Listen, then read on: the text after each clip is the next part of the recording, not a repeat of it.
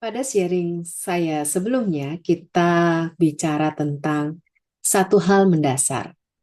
Di banyak organisasi yang sudah berjalan, KPI ada, performance review ada, dashboard rapi, tapi kemudian saat bisnis mulai terasa menekan, keputusan juga terasa semakin berat. Orang bekerja keras, tapi arah terasa kabur. Dan hari ini saya tidak akan mengulang diagnosis itu, tetapi dalam hal ini saya mengasumsikan bahwa Anda sudah sampai pada satu kesimpulan ini. Masalahnya bukan di niat, bukan di tools, tapi di cara KPI dipraktekkan di bisnis yang sudah berjalan. Bukan teori KPI, bukan framework textbook. Tapi bagaimana sih sebenarnya KPI ini benar-benar dipakai di organisasi yang sudah hidup dalam tanda kutip, sudah kompleks dan sedang belajar bertumbuh. Jika Anda merasa saat ini KPI Anda rapi, tapi kemudian juga bisnis terasa berat untuk bergerak, maka saya yakin sharing saya hari ini adalah untuk Anda. Ada satu kesalahan yang sangat umum di organisasi yang sudah berjalan, bukan karena nggak niat, bukan juga karena tidak paham tentang KPI itu sendiri, tapi karena kita tanpa sadar, kita memperlakukan KPI itu seolah-olah mereka memang diciptakan setara. Padahal faktanya di lapangan, di dunia nyata, ya di dalam bisnis, KPI itu memang berbeda secara alami antar fungsi di dalam organisasi atau perusahaan. Nah, sekarang mari kita lihat fakta di lapangannya. Contohnya misalnya di fungsi finance, KPI itu cenderung stabil, kemudian juga konsisten, dan toleransi terhadap deviasinya kecil karena memang tugasnya menjaga keberlangsungan dan kontrol di dalam organisasi. Sedangkan di fungsi operations, KPI itu fokus kepada reliability, efisiensi, repeatability, ya. Dan perubahan terlalu sering justru malah menciptakan resiko. Tapi kalau kita berbicara di fungsi sales, marketing, atau misalnya produk, atau juga business development, realitanya berbeda lagi. KPI mereka hidup di dunia pasar yang bergerak.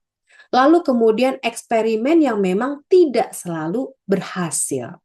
Dan yang ketiga adalah adanya asumsi yang seringkali gugur di tengah jalan.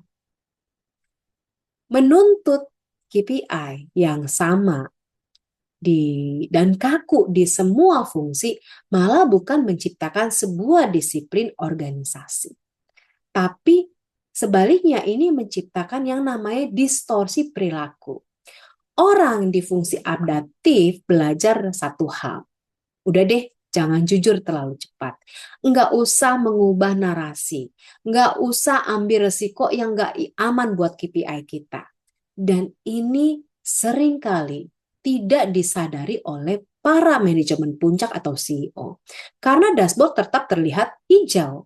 Dan masalahnya bukan di KPI-nya. Masalahnya di asumsi bahwa semua kerja bisa diukur dengan cara yang sama.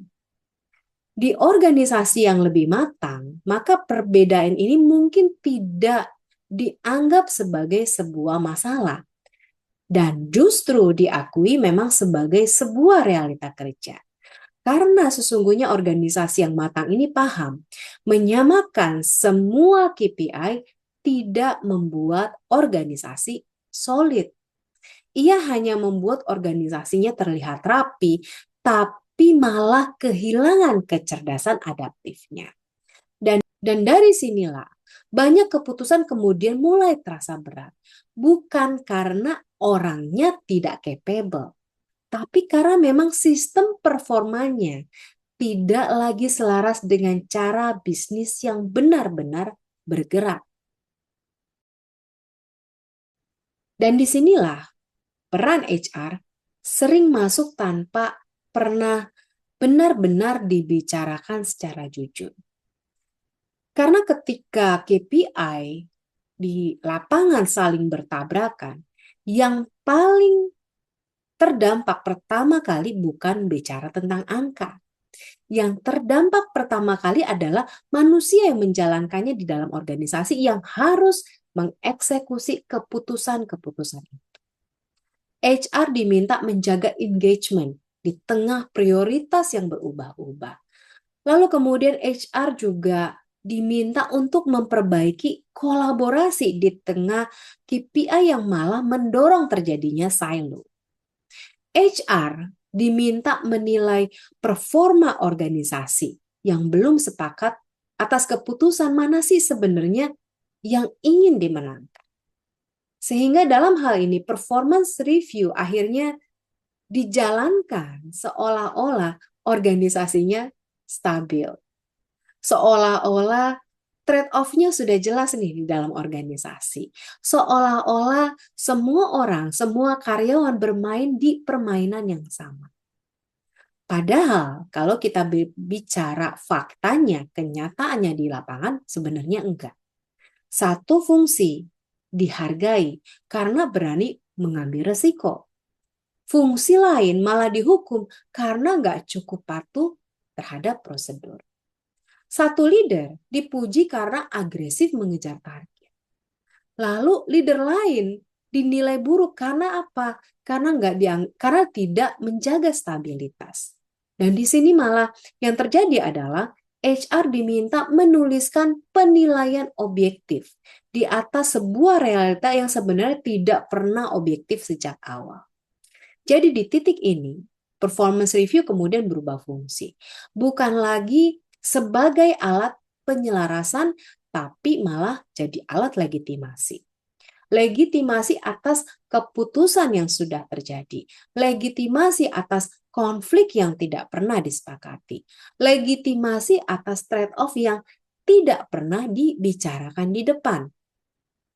Maka kita nggak usah heran kalau kemudian di lapangan banyak HR merasa kami tuh menilai, tapi nggak pernah tuh merasa benar-benar didengar. Dan jangan heran juga kalau kemudian banyak CEO merasa performance review ada, tapi kok nggak membantu sih membuat keputusan, tapi kok performance company nggak berubah. Karena yang hilang bukan datanya. Yang hilang adalah kejelasan sebuah keputusan strategis. KPI seharusnya memaksa organisasi menjawab pertanyaan yang sulit.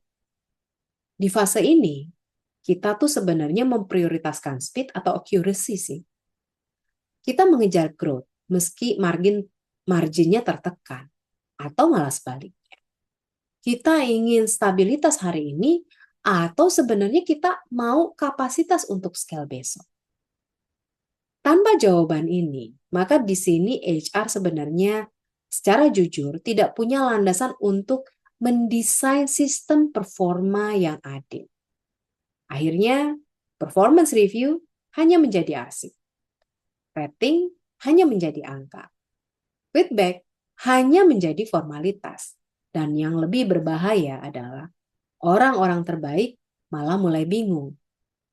Karena apapun yang mereka pilih selalu ada KPI yang mereka langgar. Kemudian mereka belajar satu hal.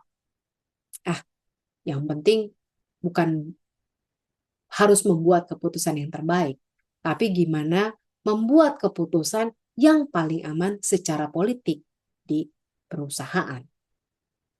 Sehingga yang terjadi adalah di titik ini KPI di dalam perusahaan tidak lagi menggerakkan bisnis sebenarnya, kalau kita mau jujur ya. Tapi malah ia justru memperlambatnya. HR sering disalahkan karena sistem performanya yang lemah. Padahal yang sebenarnya belum selesai adalah percakapan di level tertinggi. Trade-off apa sih sebenarnya yang secara sadar kita terima di fase pertumbuhan ini. Tanpa kejelasan itu, maka HR hanya bisa mengelola dampak, bukan menyelaraskan arah. Dan performance review, sekeras apapun untuk dijalankan, akan selalu terasa seperti ritual, bukan alat penggerak keputusan. Sebelum kita bicara KPI, sebelum kita berbicara tentang scorecard, sebelum kita bicara performance review, maka sebenarnya ada satu pekerjaan HR yang sering dilewati karena terasa tidak nyaman, yaitu memastikan kejelasan CEO atau pemimpin bisnis di perusahaan. Bukan kejelasan di slide, di materi presentasi, bukan kejelasan di town hall, tapi kejelasan dalam keputusan di lapangan. Maka sebenarnya ada 3 hal yang perlu diklarifikasi oleh HR dengan sangat dewasa, tanpa defensif, tanpa menyalahkan.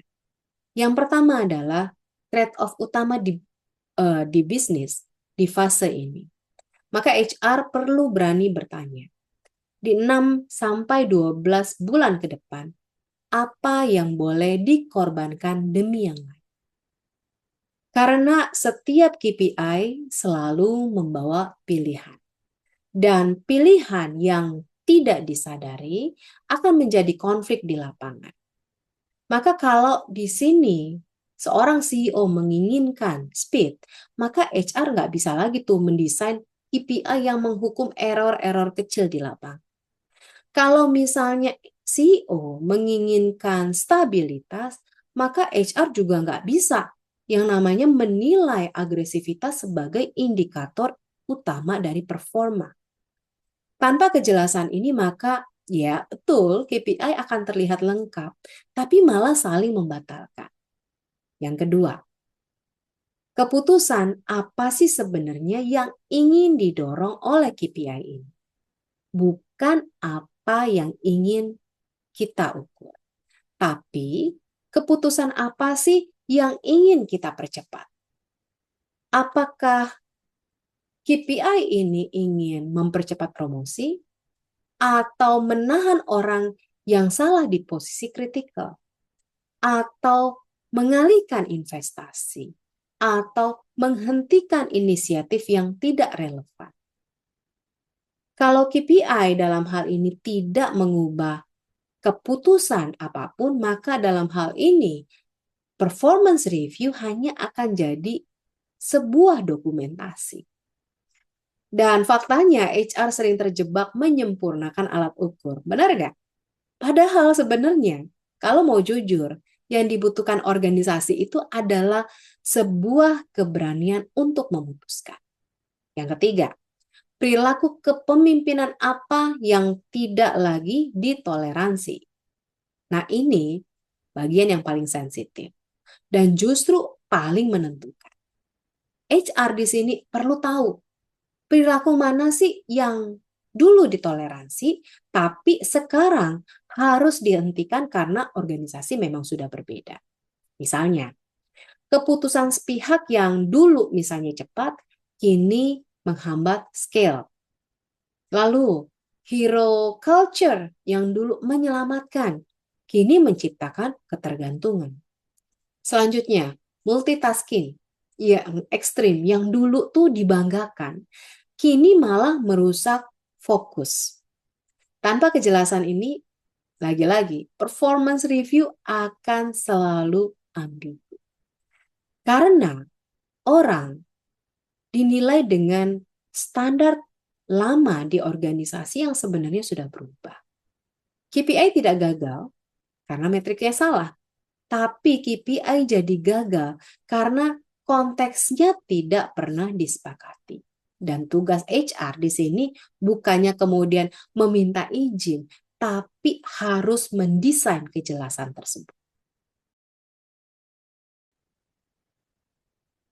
Ketika bisnis masih kecil, ya, KPI sering berfungsi sebagai pengingat. Ya, tentu Anda tahu kalau Anda pernah di scale tersebut. Ketika bisnisnya mulai scale, mulai naik, KPI-nya harus berubah fungsi menjadi alat penyelarasan dan keberanian. Di sebuah organisasi yang mulai kompleks, kita bicara ini, ya, performance review tidak lagi bisa menjawab siapa sih yang bekerja paling keras. Tapi pertanyaannya bergeser menjadi siapa yang membuat keputusan paling tepat di tengah keterbatasan dan trade-off. Maka KPI perlu kembali diposisikan ulang, bukan sebagai kontrak mati. Harus adaptif dan juga berfungsi sebagai kerangka dialog strategis. Bukan semua target kemudian harus dikunci setahun penuh. Tetapi yang dikunci adalah prinsip keputusan. Organisasi yang bisa dikatakan dewasa saat scale melakukan 3 hal ini. Yang pertama adalah memisahkan KPI stabil dan KPI adaptif. Tidak semua KPI harus fleksibel. Ada yang memang perlu stabil, seperti misalnya kepatuhan, kualitas minimum, kemudian juga respondery. Tetapi juga ada KPI yang harus hidup. Contoh misalnya growth lever, kapasitas tim, kemudian juga kecepatan keputusan performance. Nah, performance review ini lalu menilai bukan hanya hasil, tapi bagaimana seseorang membaca perubahan. Yang kedua, menggunakan performance review sebagai forum realignment. Performance review bukan sekedar evaluasi individu, perlu dicatat di dalam pikiran kita, tapi momen organisasi bertanya, apakah bottleneck udah bergeser belum sih? Apakah strukturnya masih mendukung nggak? Atau misalnya, apakah orang yang dinilai tersebut dinilai atas hal yang benar? Nah, maka di sini HR berperan sebagai fasilitator sistem, bukan polisi atas angka-angka di KPI. Ya. Lalu yang ketiga adalah mengaitkan KPI langsung kepada keputusan nyata di lapangan. Promosi, penugasan kritikal, perubahan peran, atau penghentian inisiatif. Maka kalau performance review tidak mempengaruhi ini semua, orang-orang di dalamnya, karyawan kita, akan berhenti menganggapnya serius. Dan akhirnya, KPI tidak lagi dilihat sebagai alat HR, tapi malah jadi sebagai bahasa organisasi untuk tumbuh dengan sadar. Di fase scale, yang dibutuhkan bukan KPI yang sempurna, tapi KPI yang benar-benar jujur, yang bisa melihat sisi di lapangan, jujur terhadap realita, jujur terhadap keterbatasan, dan jujur terhadap keputusan yang memang harus diambil. Dan ada satu fase yang hampir semua organisasi lewati saat mereka mulai bertumbuh. Mereka sudah cukup rapi untuk terlihat profesional, tapi belum cukup dewasa untuk benar-benar scalable. Maka di fase inilah praktik KPI akhirnya muncul. Bukan karena niatnya dalam tanda kutip buruk, tapi justru karena niatnya terlihat sangat benar. Ini beberapa yang paling sering saya temui di lapangan. Yang pertama, KPI terlalu lengkap, tapi kehilangan hierarki. Dashboardnya penuh. Indikatornya ada di mana-mana. Setiap fungsi punya KPI. Setiap peran punya scorecard. Dan masalahnya bukannya di jumlah. Masalahnya di ketiadaan prioritas nyata. Semuanya terlihat, semuanya terlihat penting deh. Semuanya dimonitor. Tapi nggak ada tuh yang benar-benar memang menang, benar-benar jadi prioritas. Maka di organisasi seperti ini, orang kemudian karyawan di dalamnya belajar satu hal. Ah ya udah deh, yang penting aman, bukan yang paling berdampak. Scale tidak mati karena kurang KPI sebenarnya.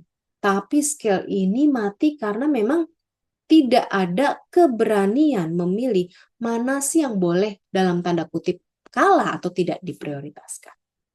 Kemudian yang kedua, KPI ditetapkan serius, tapi tidak pernah dinegosiasikan ulang.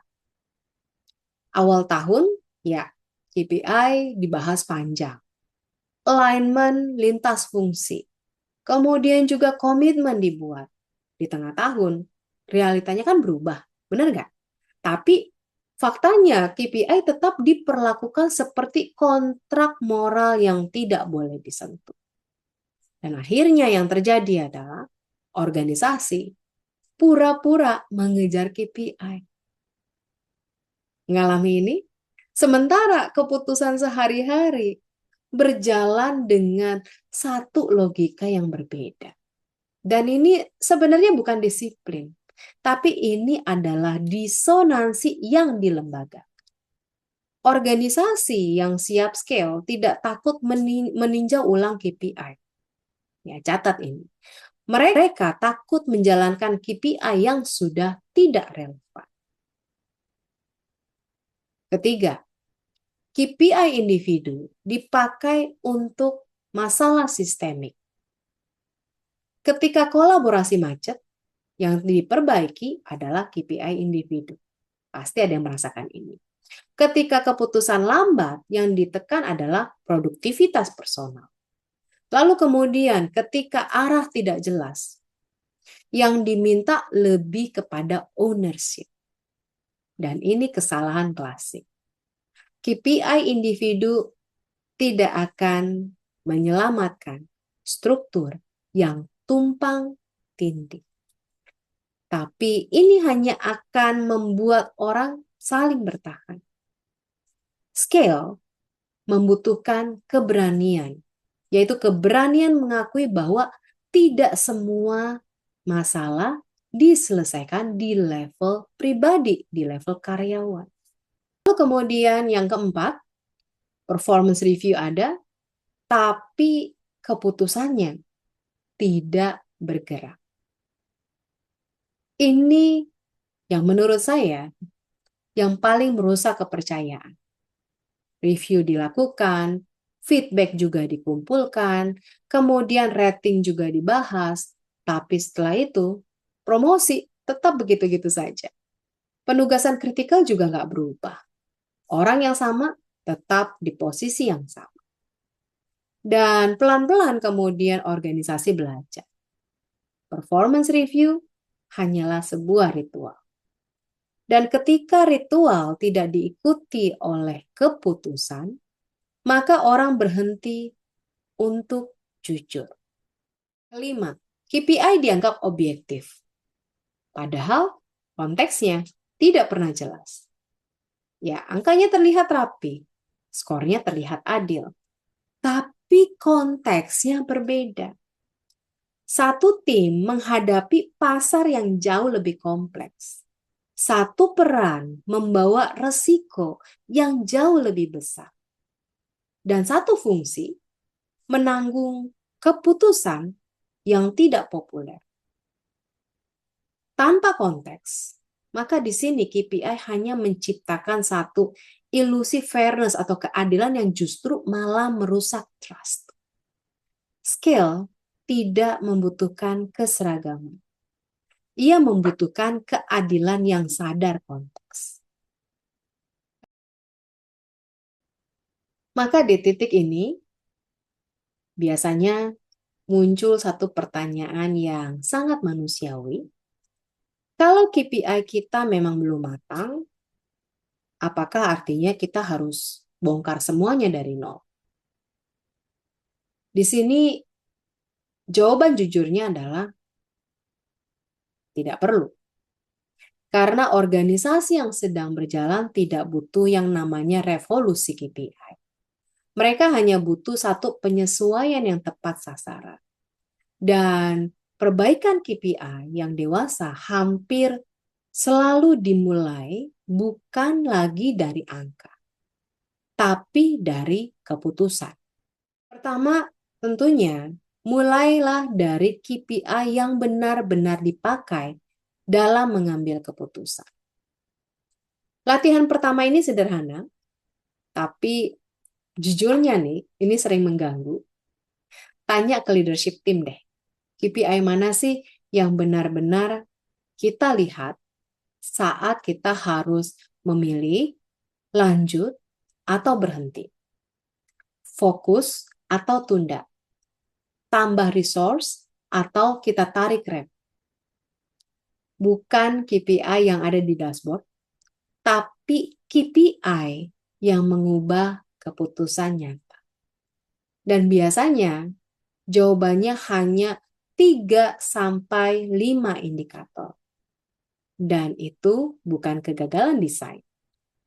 Itu adalah sebuah realita, cara manusia mengambil sebuah keputusan di sistem yang kompleks.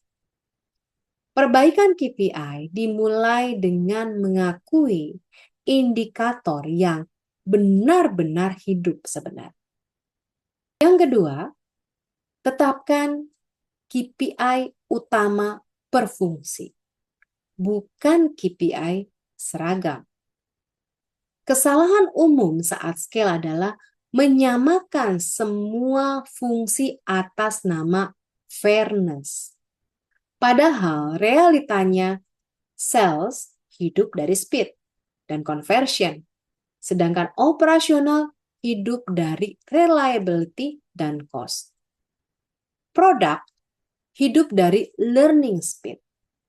HR hidup dari flow karyawan atau flow manusia dan decision clarity.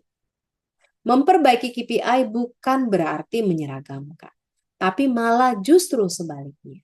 Memperjelas kontribusi unik tiap fungsi ke bottleneck bisnis. Maka HR di sini berperan penting bukan sebagai pembuat KPI, tapi sebagai penjaga logika lintas fungsi agar target tidak saling membunuh. Lalu kemudian yang ketiga adalah pisahkan KPI, menjaga mesin dalam tanda kutip dan mendorong scale. Ini adalah pembeda yang paling krusial yang sering terlewat. Sebagian KPI memang perlu stabil, saya setuju. Seperti misalnya compliance, turnover minimum, operasional SLA, tapi sebagian KPI lain harus berani fluktuatif seperti misalnya time to decision, speed to market, learning cycle. Kalau semua KPI diperlakukan stabil nih, maka organisasi bisa saya katakan tidak akan berani mengambil risiko. Kalau kemudian semua KPI diperlakukan agresif, maka organisasi bakal kelelahan. Ya, perbaikan KPI dalam hal ini artinya memberi izin mana sih sebenarnya yang harus dijaga, mana sih yang boleh sedikit diguncang di dalam organisasi. Kemudian yang keempat, jadikan performance review sebagai ruang alignment, bukan sebagai sidang vonis. Ini adalah sebuah titik yang sensitif menurut saya, dan HR sering berada di tengah-tengahnya. Performance review yang dewasa tidak bertanya tuh, siapa sih yang gagal? Tapi sebaliknya, bertanya di titik mana sistem kita tidak lagi mendukung target yang kita kejar. Secara praktis, review tidak hanya ke individu, tapi juga ke konteks peran, ke beban keputusan yang ia tanggung, ke trade-off yang ia hadapi. Dan di sini HR bukan sedang menjadi seorang juri, oke? Tapi HR adalah seorang arsitek dialog. Tanpa mengubah format besar, HR bisa mengubah pertanyaan. Dari pertanyaan yang tepat, maka akan seringkali lebih berdampak daripada sebuah sistem yang baru. Kelima, izinkan KPI ditinjau ulang tanpa merusak akuntabilitas. Banyak organisasi takut pada satu hal. Wah, kalau KPI bisa diubah, berarti orang akan lari dari tanggung jawab dong. Nah, padahal di sini yang membedakan organisasi dewasa dan tidak bukan soal KPI ini boleh berubah atau enggak, tapi siapa yang boleh mengubahnya. Dan tentunya dengan logika apa sih itu boleh berubah? Perbaikan sederhana, maka di sini KPI boleh ditinjau ulang. Tapi tentunya harus disertai dengan alasan bisnis yang eksplisit, bukan implisit. Dan dampaknya ke fungsi lain dibicarakan juga terbuka. Ya, ini bukan pelemahan disiplin, tapi ini adalah upgrade sebuah kedewasaan. Sekarang izinkan saya bercerita satu kasus. Saya sengaja tidak menyebut nama ya karena ceritanya menurut saya sih terlalu umum dan justru itu yang membuatnya relevan. Sebuah perusahaan yang pernah saya pegang, klien saya, dengan bisnis yang memang sudah benar-benar berjalan, family business, revenue ada, timnya ada, terus juga strukturnya udah ada. Bukan juga perusahaan yang kecil, ya bisa katakan. Bukan juga, tapi bukan juga korporasi raksasa. Dan secara angka, di sini saya bisa katakan mereka tidak sedang dalam krisis. Tapi secara rasa organisasi ini terlihat lelah. Di awal, KPI rapi, keputusan lambat. Di atas kertas, sistem performa mereka menurut saya bagus. KPI ditetapkan di awal tahun, terus kemudian juga dashboardnya rapi, reviewnya juga jalan. Tapi keluhan yang muncul konsisten yang saya dengar adalah keputusan terasa lambat sekali. Tim juga saling menyalahkan target. Meetingnya banyak, tapi hasilnya sedikit.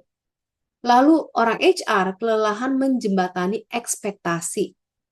Adalah tidak ada yang bilang kalau KPI-nya salah.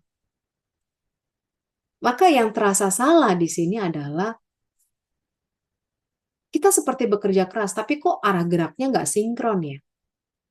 Lalu ketika saya dan klien saya duduk bersama dengan para manajemen puncak ini, kami tidak mulai dari KPI, ya, tapi di sini kami mulai dari satu pertanyaan.